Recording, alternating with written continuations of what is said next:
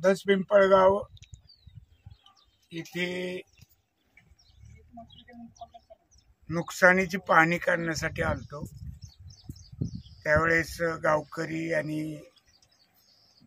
ग्रामसेवक, तलाठी, कृषी सहाय्य, त्याचबरोबर BNCचे अधिकारी, मोळवणे, हे सगळे तिथला बंद पडलेला रस्ता, रानात साठलेलं पाणी, झालेली नुकसान याची योग्य पद्धतीनं पंचनामे सन्माननीय तहसीलदार शेख साहेब यांनी जे आदेश दिले आणि त्यांना सन्माननीय कृषी मंत्री भरणे मामा यांनी फोनवरून आदेश दिले, त्याप्रमाणे व्यवस्थित पंचनामे गावात चालू आहेत। एका सहकार्याची गाय, वासरू, एक खोंड वाहून गेलं। एक जण तर आमचे महाराज तांबे महाराज तर म्हणजे नशीब बलवत्तर म्हणून वाहून चाललेले दोघा तिघांनी वाचवलं।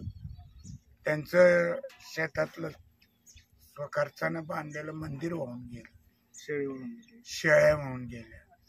सगळ्याचे पंचनामे चालू आहेत आणि स्वतः मुख्यमंत्री, उपमुख्यमंत्री, दोन्ही उपमुख्यमंत्री हे दौरा करत आहेत। खासदार साहेब आपले ओमराजे हे सुद्धा नुकसान पाहणीचा दौरा चालू आहे आणि त्यामुळं निश्चितच याच्यातून संकटात सापडलेला बळीराजा शेतकरी याला मदत झाल्याशिवाय राहणार नाही, अशी मला या निमित्तानं एक खात्री व्यक्त करावीशी वाटते।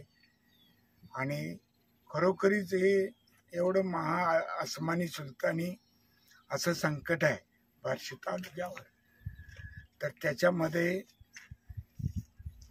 प्रशासन अतिशय काळजीपूर्वक काम करत आहेत। त्यांच्या कामाच्या पाठपुरावा आम्ही सगळेजण, मी, माझे सहकारी, आज इथं वकील साहेब ॲडव्होकेट जाधव वकील साहेब आलेले आहेत, पत्रकार नितीन भोसले आहेत, सूरज हुंबे आहे, आमचे अण्णा पेटकर आहेत।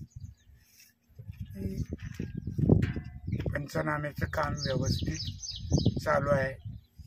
हे सगळ्यांची चर्चा केल्यानंतर निश्चितच दिलासा मिळेल असा निर्णय शासन घेईल अशी अपेक्षा व्यक्त करतो।